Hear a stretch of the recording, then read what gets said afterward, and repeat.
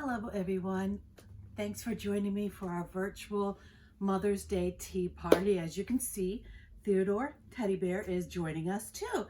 So if you have your cup of cocoa or your juice or your cup of tea, you can sit back and relax and listen to some story. I'm just going to pour Theodore some tea. And you don't have to have matching teacups and saucers or anything like that. I'm going to pour myself some tea too. That's kind of the thing nowadays, mismatched china. It's fun to match up different patterns. Of course, we have some scones and sandwiches here, so I hope you have your treats. And we're going to get started. So our first story, it's not really about Mother's Day or a tea party. It's just about Mama's love. So Mama's Day with Little Gray by Amy Reed. There we go. Let's see. So get comfortable. The sun shimmered in the sky as Little Gray walked in Mama's shadow. Mama, said Little Gray, when I grow up, will you grow down? Well, Mama said, when you grow big, I may look smaller.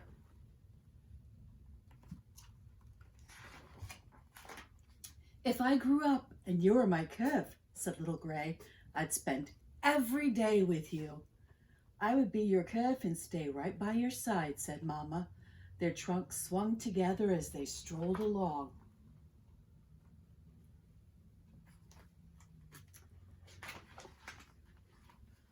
I would be tall enough to reach the tastiest leaves, and I'd share them with you, said Little Gray. You would be big, said Mama, and very kind.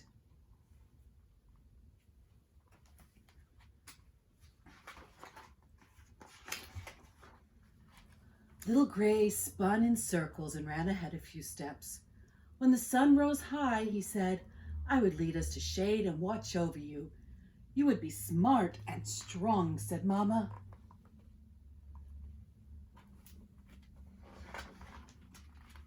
If I were big and you were small, said Little Gray, I'd take you swimming. He waded into the gently flowing river. Don't worry, I'd stay close. You would take good care of me, said Mama.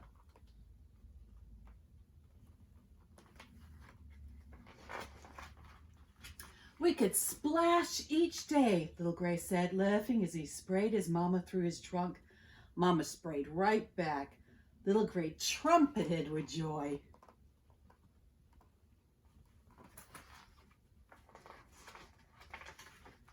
I could show you how to make mud, said Little Gray. I know you'd be a good teacher, Mama said. We could roll and roll, Little Gray giggled.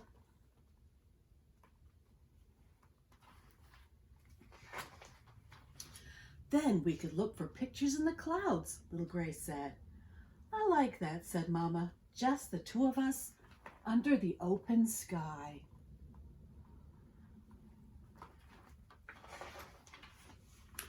The sun was drifting toward nighttime. Little Gray gave a tiny yawn. Mama, he said, when I grow up, I'll be able to travel far away on my own. Will you still be able to hear me call? Mama nuzzled her curve. I'm sure of it, she said. Little Gray sighed with happiness.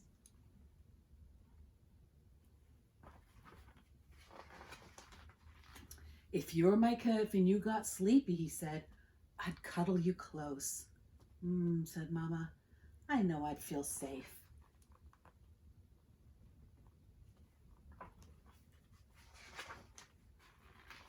Little Gray and his Mama watched the moon slide softly across the sky. Mama, said Little Gray. Yes, she whispered back. If I grew up and you grew down, I'd want to have a day just like today. So would I, said Mama. Such a lovely story about Mama and babies and growing up and sharing days together. Just gonna have a drink of tea. It's nothing like a good hot cup of tea. So hopefully you found in your package all of your goodies, and you do have a little crib to make, a little teapot to remember your year. You can put it, it's a picture frame, so put your picture in it, okay? Maybe a special picture of you and mama or grandma or your aunt. So let's see, maybe we should have started with tea party rules, but this is a friendly tea party. We don't have any rules, and this is by Amy Dykman. So let's see. See if we're following the rules. If I can get the pages open. Cub was playing in the woods when he smelled something delicious. He followed his nose through the bushes and found cookies and another bear. Can I have a cookie? Cub asked. The bear just stared. Cub tried again. Can I have a cookie, please? The bear just stared. Why won't you answer? Cub cried. He poked the bear. The bear fell over. Oh, Cub exclaimed. You can eat cookies?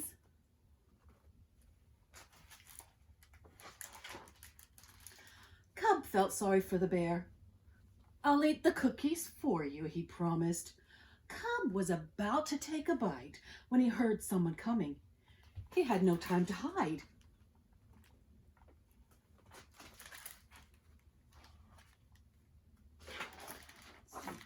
Cub pretended to be the other bear. It's time to play tea party, the girl announced. The girl paused. She looked closely at Cub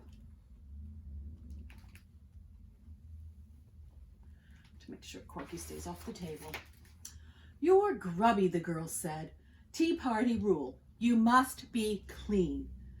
Then we can have cookies. She carried Cub inside.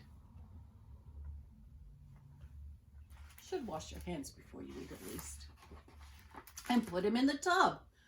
Cub liked being grubby. He did not want to be clean, but he wanted cookies. When Cub was clean, the girl paused again. She looked very closely at Cub. You're messy, the girl said. Tea party rule. You must be neat. Then we can have cookies. Clean and neat. She carried Cub to her room. Cub liked being messy. He did not want to be neat.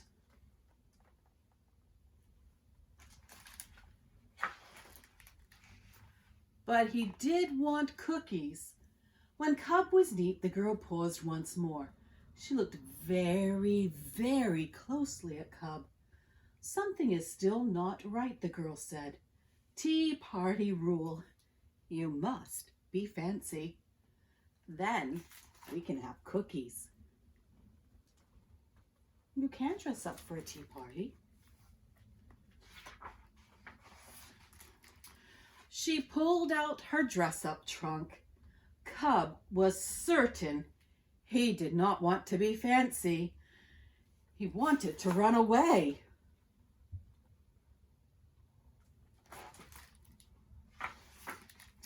But he really wanted cookies. Perfect, the girl said. You're ready to play tea party.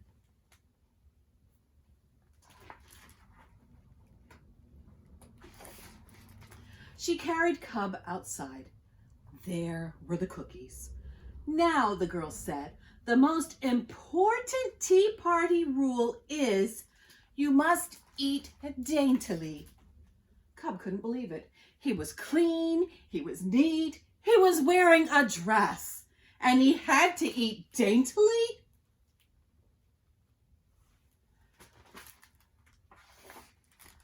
This was too much for a bear, so Cub helped himself. The girl gasped. You're not following the rules, she shouted. Cub did not care. He had cookies.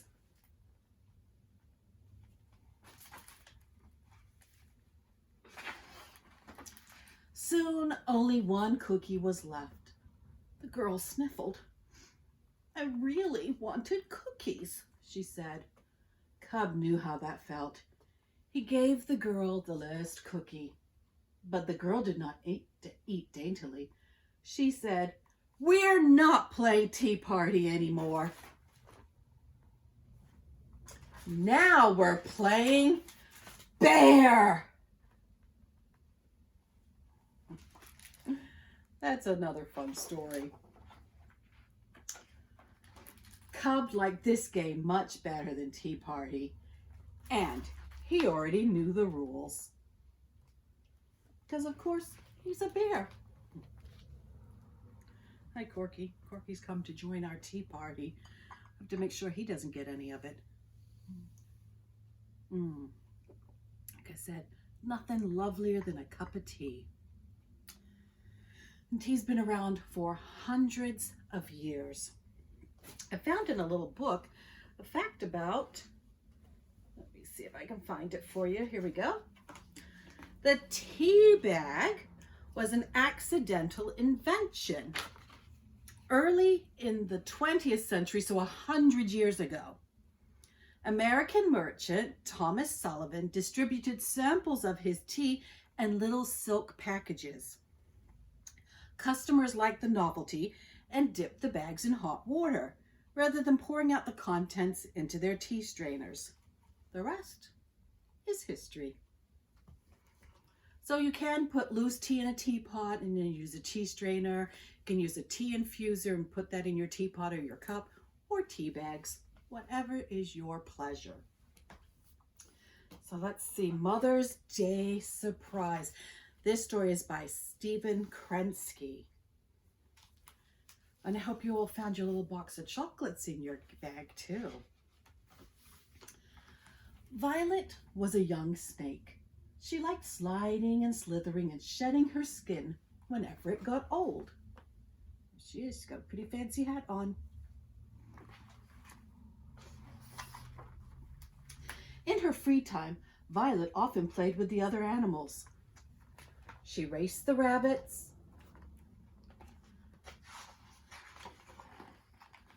She hung next to the bats. And she fooled around with the chipmunks.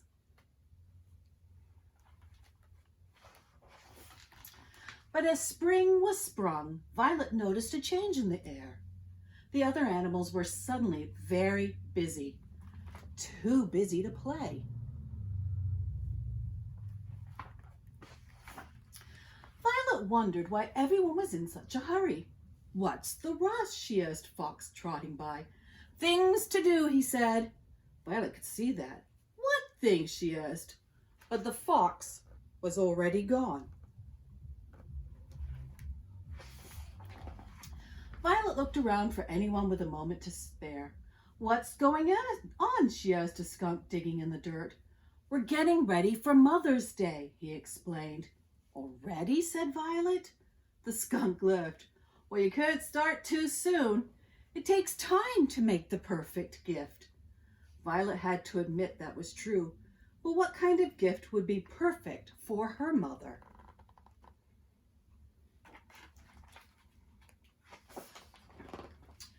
Violet watched a squirrel sorting through a pile of acorns. He was very picky about it. "Why are you being so fussy?" Violet asked. "They're for my mother," said the squirrel, "and she likes them crunchy. Got not so crunchy, crunchy, and extra crunchy." Next, Violet saw a bear crushing some honeycombs. "That looks like sticky work," said Violet. The bear agreed, "But I have to do it right. My mother likes things just so."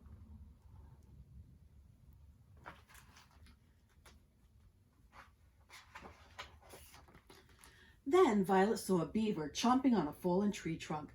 "What are you doing?" Violet asked. "Shh," said the beaver. "Don't disturb the artist at work." "Sorry," said Violet.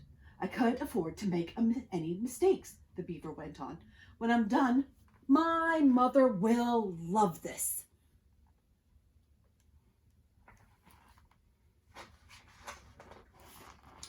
Violet was glad everyone was working so hard, but that wasn't helping her.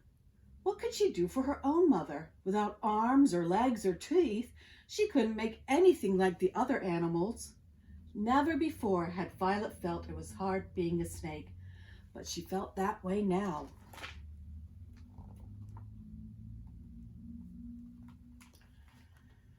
Corky's enjoying the stories today. As Mother's Day approached, Violet got sadder and sadder. The other animals were finishing up their gifts, and Violet still hadn't started hers. It wasn't fair. It wasn't fair at all. Then Violet got an idea.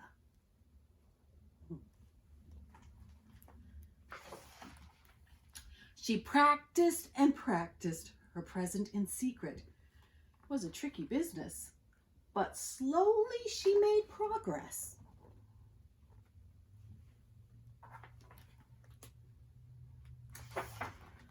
On the morning of Mother's Day, all the animals were ready with their presents. Violet was ready too.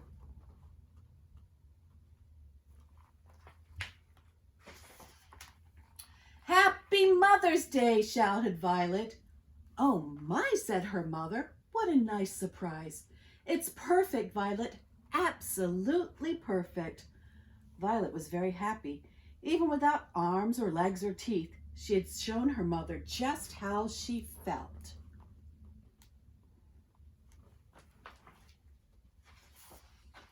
And her mother felt the same way too. There's all different things you can do for Mama. And sometimes we do things for our grandmas or our aunts. We all have different families. No family is the same as the next one, right? When I was growing up, I'd always ask my mother, "What do you want for Mother's Day?" or "What do you want for your birthday?" And her answer, invariably, every single year, was, "I want you all to get along." So I have one sister and 3 brothers, so there were 5 children. We were pretty busy.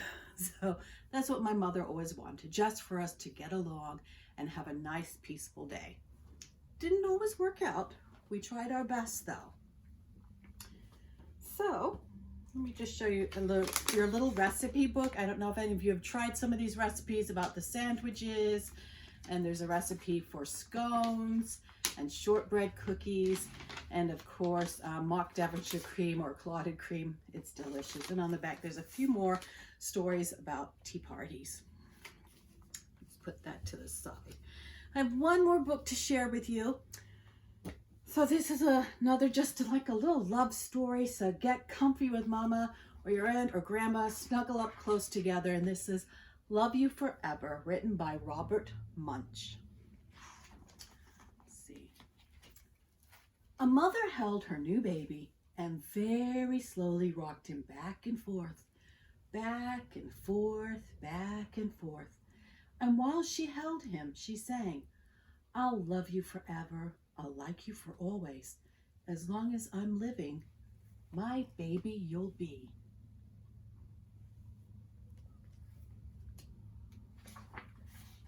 That baby grew. He grew and he grew and he grew. He grew until he was 2 years old and ran all around the house. He pulled all the books off the shelves. He pulled all the food out of the refrigerator. And he took his mother's watch and flushed it down the toilet. Sometimes his mother would say, "This kid is driving me crazy."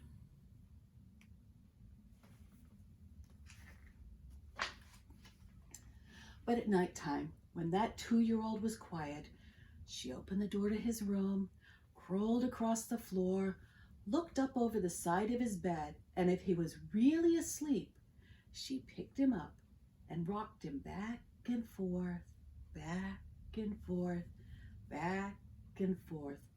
While she rocked him, she sang, "I'll love you forever. I'll like you for always. As long as I'm living, my baby you'll be."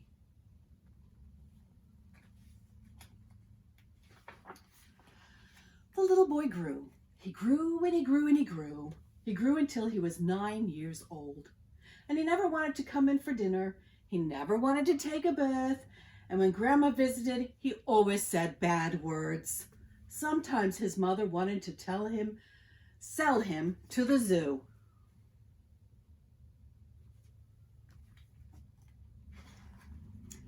But at night time, when he was asleep, the mother quietly opened the door to his room, crawled across the floor, and looked up over the side of the bed. If he was really asleep, she picked up that 9-year-old boy and rocked him back and forth, back and forth, back and forth. And while she rocked him, she sang, "I'll love you forever, I'll like you for always. As long as I'm living, my baby you'll be."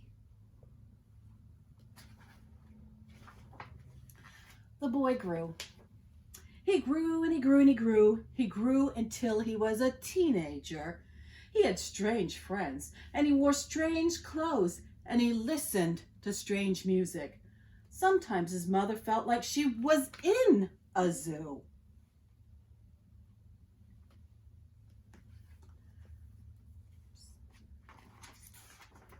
But at night time, when that teenager was asleep, the mother opened the door to his room, crawled across the floor, and looked up over the side of the bed. If he was asleep, she picked up that great big boy and rocked him back and forth, back and forth, back and forth. While she rocked him, she sang, "I'll love you forever, I'll like you for always. As long as I'm living, my baby you'll be." That teenager grew. He grew and he grew and he grew. He grew until he was a grown-up man. He left home and got a house across town. But sometimes on dark nights, that mother got into her car and drove across town.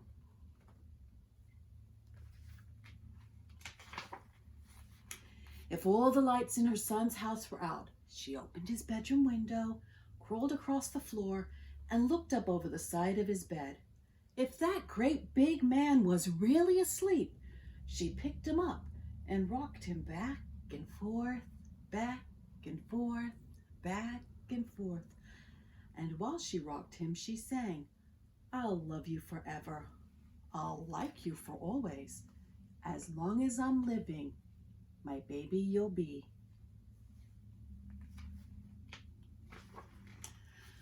Well, that mother got older. She got older and older and older. One day she called up her son and said, "You'd better come see me because I'm very old and sick." So her son came to see her. When he came in the door, she tried to sing the song. She sang, "I'll love you forever, I'll like you for always." But she couldn't finish. She was too old and sick.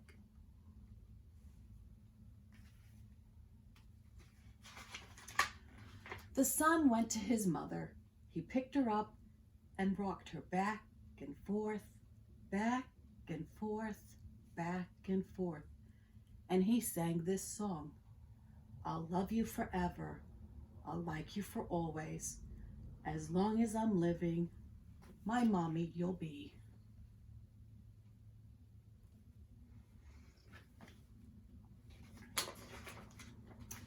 When the son came home that night, he stood for a long time at the top of the stairs. Then he went into the room where his very new baby daughter was sleeping. He picked her up in his arms and very slowly rocked her back and forth, back and forth, back and forth. And while he rocked her, he sang, "I'll love you forever, I'll like you for always. As long as I'm living, my baby you'll be." I hope you enjoyed sharing these stories with me. And I hope you have a wonderful Mother's Day, whether you're a mama to be, grandma, aunt, celebrating with little children that love you. So until then, take care. Hopefully we'll see you in the library soon. And enjoy the sunshine.